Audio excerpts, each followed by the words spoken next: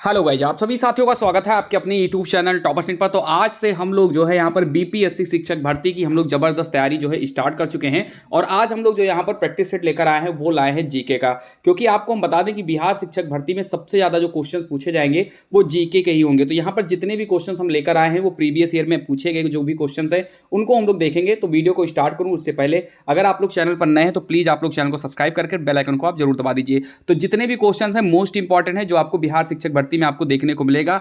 अभी आप लोग जीके क्वेश्चन कर लीजिए, आपको इस चैनल पर करंट अफेयर्स के भी क्वेश्चन करवाए जाएंगे और बिहार स्पेशल के भी क्वेश्चन आपको करवाए जाएंगे, जिससे आप लोगों को एग्जाम में ज्यादा से ज्यादा क्वेश्चन आपको देखने को मिल जाए। तो चलिए फिलहाल देर बिल्कुल भी नहीं करेंगे, स्टार्ट करते हैं आज की वीडियो को। तो सबसे पहला क्वेश्चन यहां पर है कि वृक्क की सबसे छोटी क्रियात्मक इकाई कौन सी है? न्यूरॉन, नेफ्रॉन, एयर सैक या फिर अंडाशय? सभी लोग आंसर दीजिए, 10 सेकंड का समय है आपके पास।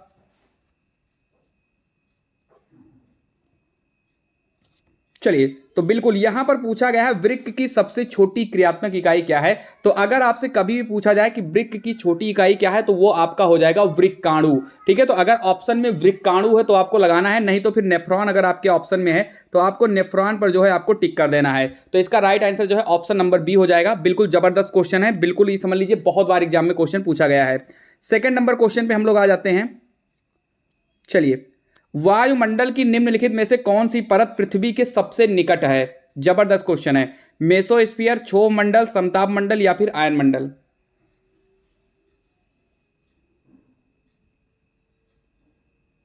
चलिए, तो आप लोगों को हम बता दें कि 5 परत जो है हमारे वायुमंडल में पाई जाती है, जिसमें सबसे पहले आपकी क्षोभ मंडल होती है, उसके बाद में समताप मंडल होती है, उसके बाद मध्य मंडल होता है, फिर आयन मंडल होता है और फिर वायुमंडल होता है। आपको हम बता दें कि जो सबसे नजदीकी परत जो कहा गया है वो आपका क्षोभ मंडल जो है बिल्कुल करेक्ट आंसर हो जाएगा। क्षोभ मंडल से जुड़े हुए आपको और भी फैक्ट याद रखने हैं। जितनी भी मौसमी घटनाएं होती हैं, बादल, तूफान, बारिश, ये सारे के सारे आपके क्षोभ मंडल में होती हैं, इसको आपको याद रखना है। चलिए, क्वेश्चन नंबर थर्ड पे आते हैं। मुख्य चुनाव आयुक्त का कार्यकाल क्या है? 65 वर्ष की आयु तक, 6 साल या 65 वर्ष की आयु तक, 5 साल या फिर 6 साल? बताइए, बहुत अच्छा क्वेश्चन है। चलिए, बिल्कुल, तो इसका जो राइट आंसर हो जाएगा वो ऑप्शन नंबर बी जो है इसका बिल्कुल करेक्ट हो जाएगा। मुख्य चुनाव आयुक्त का जो कार्यकाल है वो 6 साल या 65 साल, जो भी पहले होगा वो इसका राइट आंसर हो जाएगा। अगर बात किया जाए कि वर्तमान में मुख्य चुनाव आयुक्त कौन है, तो मुख्य चुनाव आयुक्त जो इसमें वर्तमान में है वो है राजीव कुमार। इनका नाम आपको याद रखना है। राजीव कुमार जो है वो इस समय वर्तमान जो है मुख्य चुनाव आयुक्त है। इनका नाम आपको बहुत अच्छे से याद रखना है। चलिए, बात करते हैं क्वेश्चन नंबर 4 की। भूकंप की तीव्रता को मापने के लिए किस उपकरण का उपयोग किया जाता है? बहुत ही इंपॉर्टेंट और बहुत ही इजी क्वेश्चन भी है एक हिसाब से।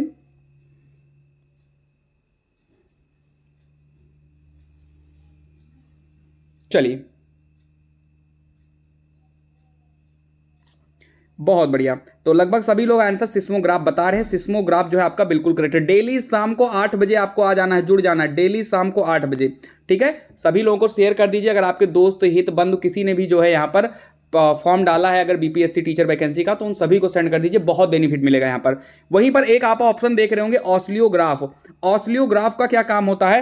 तो ऑस्लियोग्राफ अगर पूछा जाए किस चीज को नापता है तो याद रखिएगा विद्युत प्रवाह को मापने के लिए ऑस्लियोग्राफ का प्रयोग किया जाता है, इसको भी याद रखिएगा। चलिए, आगे आते हैं। प्रकाश संश्लेषण के दौरान कौन सी गैस निकलती है? नाइट्रोजन, हाइड्रोजन, ऑक्सीजन या फिर कार्बन डाइऑक्साइड?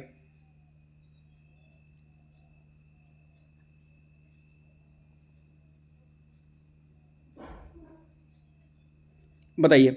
ठीक है, तो आप लोगों को पता होना चाहिए, बिल्कुल सिंपल सा क्वेश्चन है। जब भी प्रकाश संश्लेषण होता है आपको पता होना चाहिए, सूर्य का प्रकाश होता है, जल भी होते हैं उसमें, ऑक्सीजन, कार्बन डाइऑक्साइड, सभी लोग मिलकर जो है यहाँ पर जो है इसका जो है प्रकाश संश्लेषण करते हैं। और अगर कहा जाए कौन सी गैस प्रकाश संश्लेषण में निकलती है तो ऑक्सीजन गैस निकलती है, इस चीज को याद रखिएगा।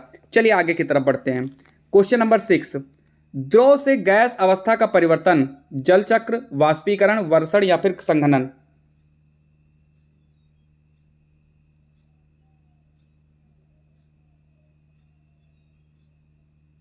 बहुत बढ़िया,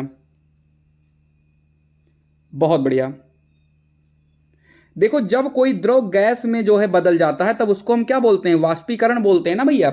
अगर आप लोग कभी भी आप देखो, अगर हम गैस पर कोई पानी गर्म कर रहे होते हैं तो वहां से गैस निकलती रहती है, और जब वो गैस निकलती है भाप में बन जाती है, और एक समय ऐसा आता है कि उस अगर आप उसको गरमाते जाओगे तो पूरा पानी खत्म हो जाएगा, और पूरा का पूरा जो पानी रहेगा, जो द्रव रहेगा, वो आपका गैस में बदल जाएगा। तो ऑप्शन नंबर बी जो है इसका बिल्कुल करेक्ट हो जाएगा। द्रव से गैस में बदलने की जो प्रक्रिया होती है उसको हम लोग वाष्पीकरण कहते हैं। क्वेश्चन नंबर 7 पर एक बार वीडियो को लाइक कर दीजिए अगर अच्छा लग रहा है तो। अचार एवं मुरब्बा को लंबे समय तक सुरक्षित रखने के लिए क्या किया जाना चाहिए? पानी में तेल मिलाकर जो है यहां पर तल देना चाहिए, पानी डालकर पानी का अंश निकाल देना चाहिए, इनमें से कोई नहीं।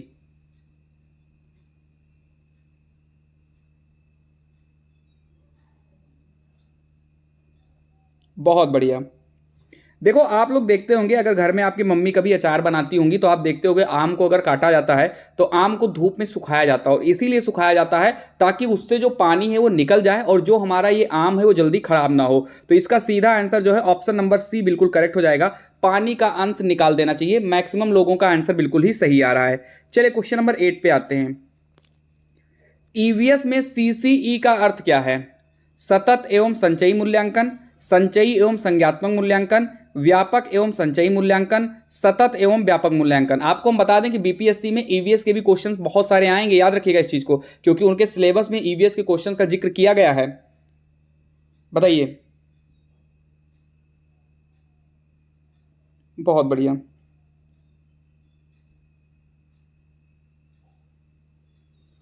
बिल्कुल, तो सतत एवं व्यापक मूल्यांकन जो है आपका बिल्कुल ही करेक्ट हो जाएगा। जो सीसीई है उसका सीधा आपका राइट आंसर होगा सतत एवं व्यापक मूल्यांकन। क्वेश्चन नंबर 9 पे आते हैं। विषाणु कहाँ वृद्धि करते हैं? जल में, चीनी के घोल में, जीवित कोशिका में, या फिर मृत कोशिका में? बहुत बढ़िया।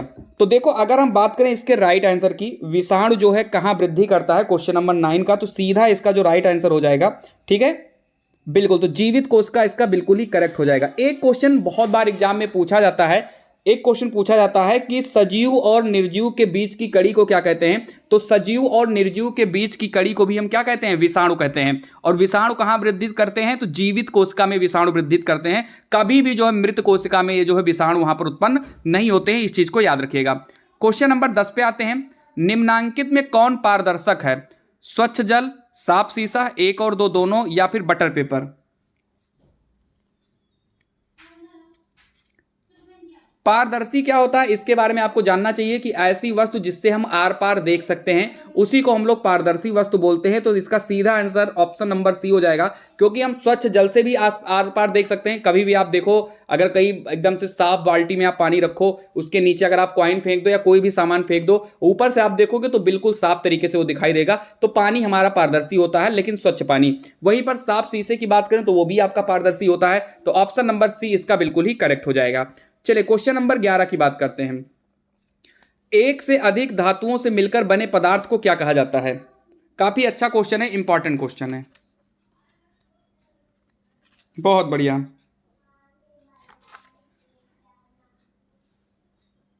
चलिए इसको बहुत ध्यान से देखिएगा, बड़ा इंपॉर्टेंट क्वेश्चन है। देखो, अगर आप एक से अधिक धातु को मिलाकर अगर आप कोई भी चीजें बनाते हो तो उसको हम लोग मिश्र धातु कहते हैं। ये चीज आपको याद रखना चाहिए। कुछ मिश्र धातु हैं जो बार बार एग्जाम में पूछे जाते हैं, जैसे कि हम बात करते हैं कॉपर और जिंक।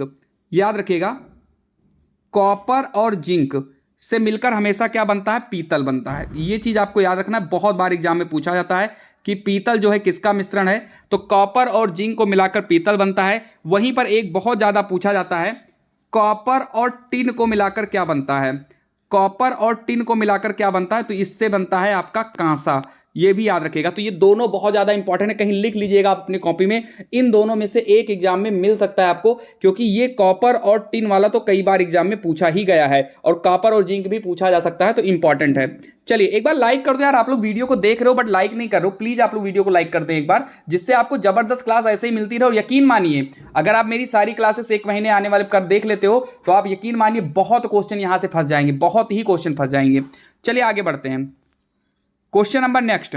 निम्नलिखित में से कौन कथन पर्यावरण अध्ययन के उद्देश्य हैं? पर्यावरण के बारे में प्रत्यक्ष जानकारी, परिभाषाएं और विवरण प्रदान करना, मौजूदा पर्यावरणीय मुद्दों के प्रति संवेदनशीलता विकसित करना, परिवेश से अंतःक्रिया करके स्वयं ज्ञानार्जन करने की स्थितियां, पर्यावरणीय समस्याओं को दूर करने की कुशलता विकसित करना। बताइए पर्यावरण अध्ययन का उद्देश्य क्या है?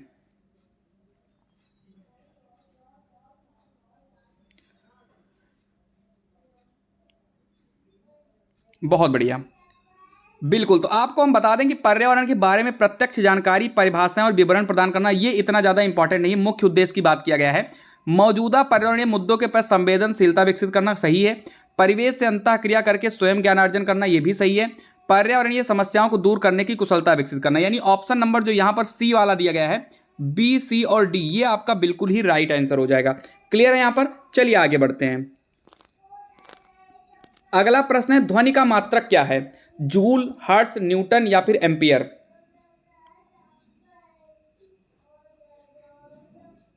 अब यहां पर आप याद रखिएगा, बड़ा जबरदस्त क्वेश्चन है, क्योंकि बहुत सारे लोग इसमें होंगे जो डेसिबल को ढूंढ रहे होंगे, लेकिन डेसिबल ऑप्शन में नहीं है। ठीक है, सुनिए अब इसकी डाउट को हमेशा के लिए खत्म करिए।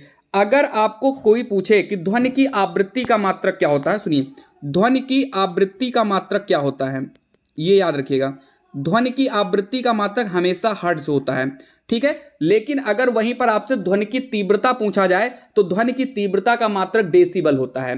तो इन दोनों में कंफ्यूज मत होइएगा, ध्वनि की आवृत्ति का मात्रक हर्ट्ज होता है और ध्वनि की तीव्रता का मात्रक डेसिबल होता है। इन दोनों में कभी भी कंफ्यूज नहीं होना है आपको। आते हैं नेक्स्ट पर। बबूल कैसा पौधा है? जलोद्भिद, मरुद्भिद, समोद्भिद या फिर परजीवी?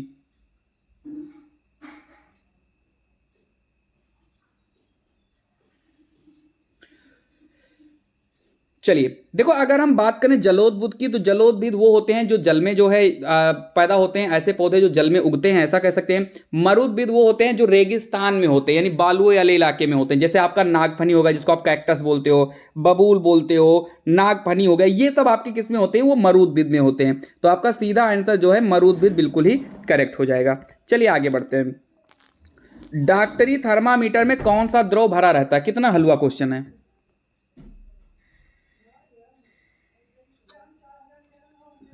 चलिए, तो ये बहुत हलवा क्वेश्चन है, मुझे नहीं लग रहा है किसी का गलत जाएगा। तो पारा जो है आपका बिल्कुल करेक्ट हो जाएगा।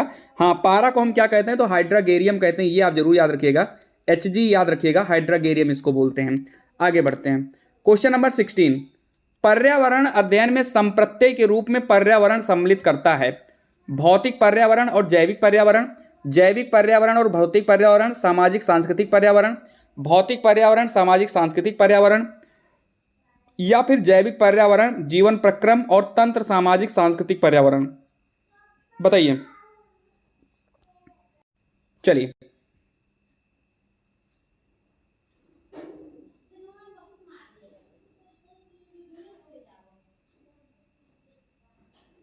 ठीक है, इसका जो राइट आंसर होगा वो ऑप्शन नंबर बी हो जाएगा, कि पर्यावरण अध्ययन में संप्रत्यय के रूप में पर्यावरण सम्मिलित करता है जैविक पर्यावरण, भौतिक पर्यावरण, सामाजिक और सांस्कृतिक पर्यावरण। ये आपका राइट आंसर हो जाएगा। क्वेश्चन नंबर 17 पे आ जाइए।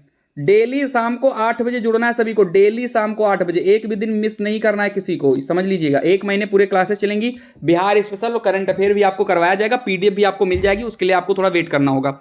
चलिए आगे बढ़ते हैं। चुंबक स्वतंत्रता पूर्वक लटकाए जाने पर किस दिशा में स्थिर रहता है? कितना हलवा क्वेश्चन है, साइंस का बहुत हलवा क्वेश्चन है।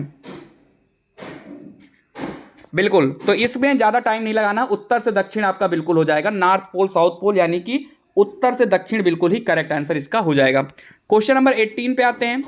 पृथ्वी के कितने उपग्रह हैं? 1, 2, 3 या फिर इनमें से कोई नहीं?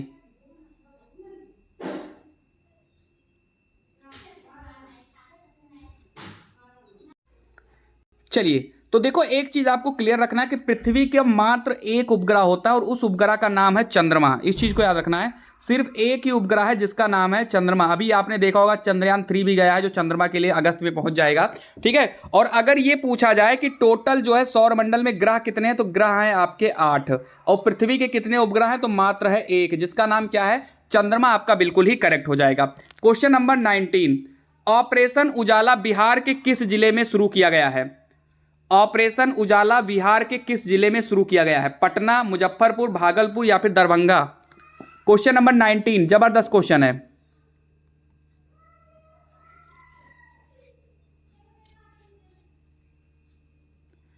देखो मैं आपको बता दूं, इसका जो राइट आंसर होगा वो आपका जो है बिल्कुल करेक्ट हो जाएगा, ऑप्शन नंबर बी यानी मुजफ्फरपुर बिल्कुल सही हो जाएगा। और अगर पूछा जाए कि ये ऑपरेशन उजाला जो है ये है क्या, तो जो ऑपरेशन उजाला है, जो वेश्याएं हैं वहां पर मुजफ्फरपुर की, वहां की वेश्याओं को जीवन सही ढंग से जीने के लिए जो है इस ऑपरेशन उजाला की जो है शुरुआत यहां पर की गई है। इस चीज को याद रखिएगा, ठीक है, बिल्कुल। चलिए आगे बढ़ते हैं। क्वेश्चन नंबर 20, विश्व का सबसे बड़ा द्वीप समूह देश कौन सा है? बड़ा जबरदस्त क्वेश्चन है, लेकिन इजी भी होगा, क्योंकि हम लोग सबसे बड़ा, सबसे छोटा, सबसे विशाल, ये सब हम लोग बचपन से ही पढ़ते आते हैं, ठीक है। सबसे बड़ा रेगिस्तान कौन सा है? सहारा है। सबसे बड़ी इमारत कौन सा है? बुर्ज खलीफा है। ये सब हम लोग जो है बचपन से ही पढ़ते आते हैं। तो विश्व का सबसे बड़ा जो है द्वीप समूह की बात करेंगे तो इंडोनेशिया जो है आपका बिल्कुल करेक्ट हो जाएगा। अगर आपसे पूछा जाए सबसे बड़ा द्वीप कौन सा है, तो ग्रीनलैंड हो जाएगा। तो द्वीप की बात करेगा तो ग्रीनलैंड, और द्वीप समूह की बात करेगा तो इंडोनेशिया आपका बिल्कुल ही करेक्ट आंसर हो जाएगा। चलिए क्वेश्चन नंबर 21 पे आते हैं। निम्नलिखित में से कौन सी नदी बंगाल की खाड़ी में गिरती है? ये लो जबरदस्त क्वेश्चन। कौन सी नदी जो है वो बंगाल की खाड़ी में गिरती है? चलिए, कृष्णा, तापी, सतलज या फिर नर्मदा? बंगाल की खाड़ी में गिरती है। तो बिल्कुल अगर हम बात करते हैं बंगाल की खाड़ी में गिरने वाली, तो कृष्णा जो है आपकी बिल्कुल ही करेक्ट आंसर हो जाएगा, ठीक है, याद रखिएगा। देखो एक आपको हम बता दें, प्रायद्वीपीय भारत की सबसे बड़ी नदी कौन सी है? तो गोदावरी नदी है। प्रायद्वीपीय भारत का मतलब होता है दक्षिणी भारत। तो दक्षिणी भारत की जो सबसे बड़ी नदी है वो गोदावरी नदी है, और दूसरी सबसे बड़ी जो नदी है वो आपकी कृष्णा नदी है। इसको भी आप लोगों को याद रखना है। समझ में आगे बात? तो अगर कृष्णा नदी की हम बात करें तो ये कहां से निकलती है? तो महाबलेश्वर इसका जो है उद्गम स्थल है, याद रखिएगा, महाराष्ट्र में महाबलेश्वर के पास में, ठीक है। सतारा एक जगह है, याद रखिएगा, महाबलेश्वर में सतारा एक जगह है, वहां से जो है ये निकलती है, याद रखिएगा। तो अगर पूछ लिया जाए कृष्णा नदी कहां से निकलती है, किस राज्य से निकलती है, तो महाराष्ट्र से निकलती है। क्वेश्चन नंबर 22, अगर सब कुछ सही लग रहा है तो प्लीज एक बार लाइक कर दीजिए वीडियो को, प्लीज एक बार लाइक कर दीजिए। बीजों का अंकुरण किसकी अनुपस्थिति में हो सकता है? सूर्य का प्रकाश, वायु, नमी या फिर मध्यम ताप?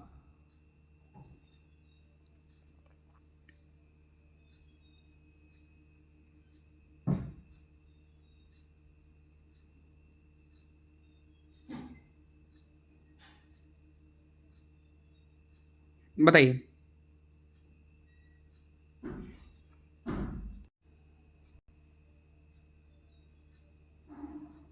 चलिए, तो अगर हम बात करें बीजों का अंकुरण किसकी उपस्थिति में हो सकता है, तो इसका जो राइट आंसर होगा वो ऑप्शन नंबर ए हो जाएगा, यानी सूर्य का प्रकाश।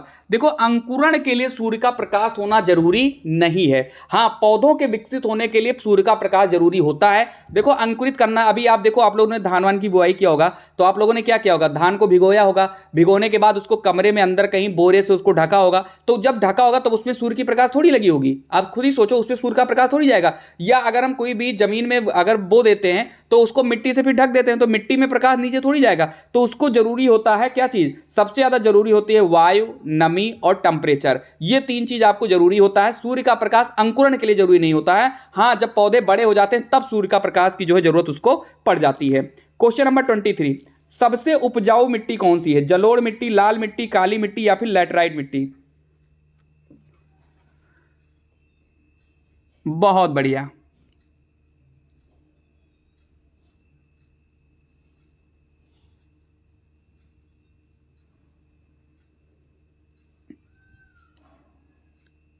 चलिए, अगर हम बात करें इसके राइट आंसर की, तो ये हो जाएगा जलोढ़ मिट्टी।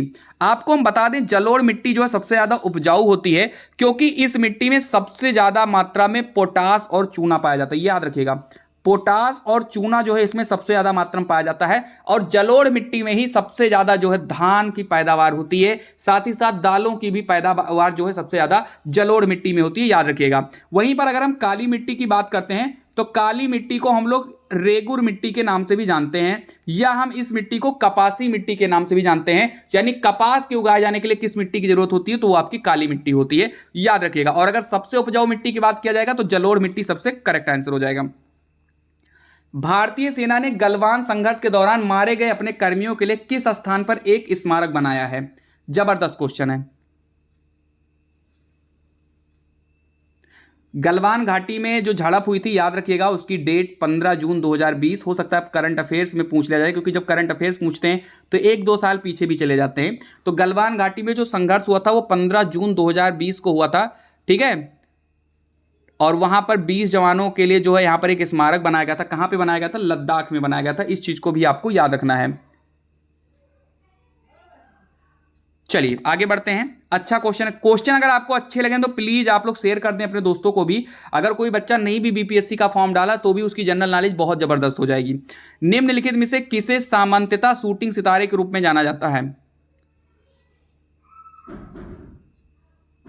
उल्का, धूम्रकेतु, ग्रह या फिर क्षुद्र ग्रह?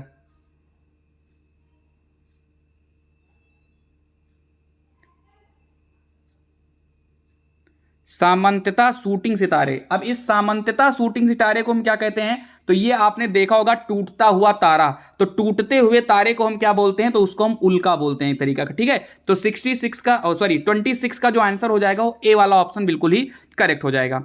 चलिए आगे बढ़ते हैं, 27 पे आते हैं। निम्नलिखित में से कौन भारतीय सशस्त्र बलों का सर्वोच्च कमांडर है? ये लो, बहुत हलवा क्वेश्चन।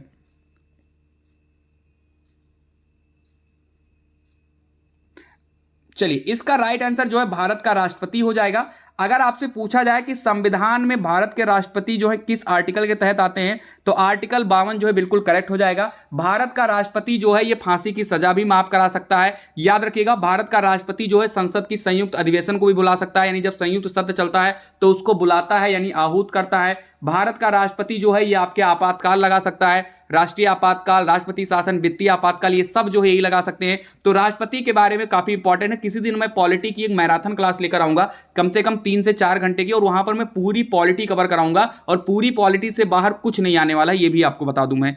तो भारत का राष्ट्रपति जो है बिल्कुल सही हो जाएगा। स्पेन की राजधानी कौन सी है? टोलेडो, बार्सिलोना, मैड्रिड या फिर बिलबाओ? 28।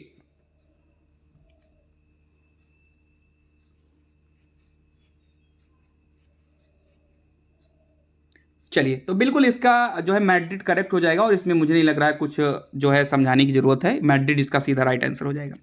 Question number 29। हाँ, मुद्रा अगर आपको चाहिए तो मैं बता दूं, इसमें यूरो चलती है। स्पेन में अगर मुद्रा की बात करेंगे, करेंसी की बात करेंगे। चलिए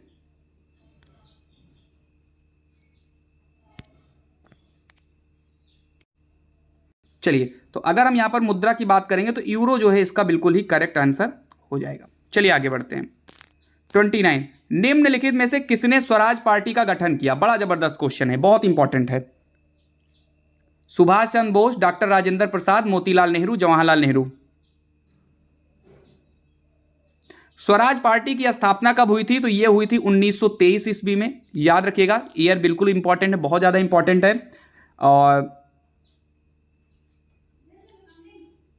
दो लोग थे, एक चितरंजन दास और मोतीलाल नेहरू, दो लोगों ने मिलकर इसकी जो है गठन किया था। तो मोतीलाल नेहरू ऑप्शन में ठीक है। अगर इन्हीं के जगह पर सीआर दास होते तब भी ऑप्शन सही होता, क्योंकि मोतीलाल नेहरू और सीआर दास दोनों लोगों ने मिलकर 1923 में स्वराज पार्टी का गठन किया था। याद रखिएगा। चलिए आगे बढ़ते हैं। निम्नलिखित में से कौन सा विद्युत का कुचालक है? ये लो, बड़ा इंपॉर्टेंट है।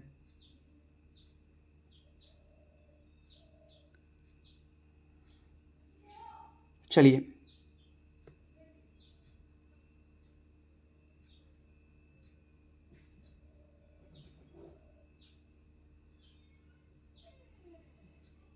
चलिए तो अगर हम बात करें यहां पर, तो भैया चांदी भी होता है, तांबा भी होता है, एल्युमिनियम भी होता है। ये जो माइका है, माइका को हम लोग अभ्रक के नाम से भी जानते हैं। याद रखिएगा, अगर ऑप्शन में माइका की जगह पर अभ्रक होगा तो याद रखिएगा, अभ्रक में जो है मुक्त इलेक्ट्रॉन नहीं पाया जाता है। कोई भी धातु होती है वो विद्युत के सुचालक कब होती है? जब उसमें मुक्त इलेक्ट्रॉन पाए जाते हैं, क्योंकि अगर कोई भी विद्युत होगा वो तभी आगे चढ़ पाएगा जब वो मुक्त इलेक्ट्रॉन उस पर पाए जाएंगे। बात करते हैं अभ्रक की, तो अभ्रक में मुक्त इलेक्ट्रॉन बिल्कुल नहीं पाए जाते हैं, इसीलिए विद्युत का कुचालक होता है। चलिए क्वेश्चन नंबर नेक्स्ट पे आते हैं। कौन से पोषक तत्व हमारे विकास में मदद करते हैं? प्रोटीन, वसा और कार्बोहाइड्रेट, विटामिन और खनिज, या फिर ये सभी?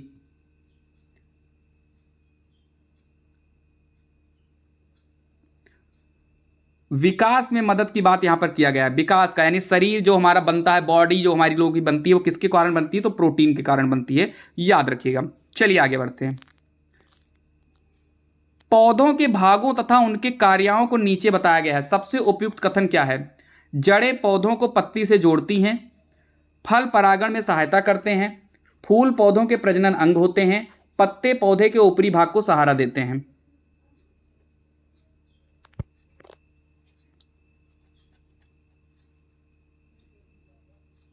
चलिए आगे। पौधों के भागों तथा उनके कार्यों को नीचे बताया गया, सबसे उपयुक्त कथन आपको बताना है। तो इसका सबसे उपयुक्त कथन हो जाएगा, फूल जो है वो पौधों के प्रजनन अंग होते हैं। ये चीज आपको पता होना चाहिए। पुंकेसर, स्त्री केसर, इन सबको आपने पढ़ा होगा, ये सब फूल ही होते हैं। तो ये बिल्कुल ही जो है फूल में ही पाए जाते हैं। ठीक है, वर्तिका, वर्तिकाग्र, इन सभी लोगों को आपने देखा होगा, पढ़ा होगा आप लोगों ने साइंस में, क्लास 9-10 में आपने। चलिए आगे बढ़ते हैं। हमारे मुंह में कुल 8 दांतेदार दांत होते हैं। भोजन करते समय सामने के कृतंक दांतों का उपयोग किया जाता है, काटने के लिए, चबाने के लिए, क्रसिंग के लिए या फिर मंथन के लिए।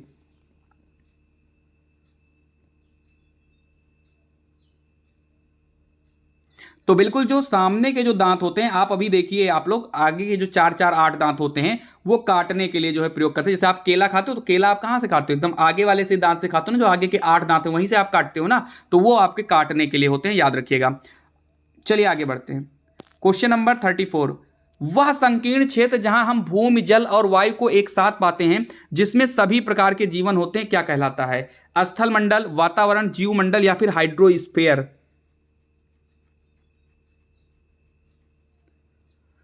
वह संकीर्ण क्षेत्र जहां हम भूमि, जल और वायु एक साथ पाते हैं, तो याद रखिएगा उसको हम लोग बोलते हैं जीव मंडल। ये आपका बिल्कुल करेक्ट आंसर हो जाएगा। चलिए आगे आते हैं। ये आज का लास्ट क्वेश्चन है। 35 क्वेश्चंस आज थे हमारे में, और जितने भी क्वेश्चन थे सारे के सारे जानदार क्वेश्चन थे। उम्मीद करता हूं आपको बहुत कुछ सीखने को मिलेगा। और आप लोग डेली शाम को 8 बजे जुड़ जाइए। और अगर आपको इसी प्रकार की क्लासेस चाहिए, पीडीएफ चाहिए, तो आप लोग चैनल को सब्सक्राइब कर लीजिए। ठीक है, पीडीएफ आप लोगों को प्रोवाइड करा दी जाएगी। ठीक है, वो आपको टेलीग्राम ग्रुप पर मिल जाएगी। टेलीग्राम ग्रुप पर जाकर आप लोग पीडीएफ डाउनलोड कर लेना। चांदी का अयस्क जो है वो कहाँ, चांदी का अयस्क है बॉक्साइट, हेमेटाइट, अर्जेंटाइट या फिर सिनेबार?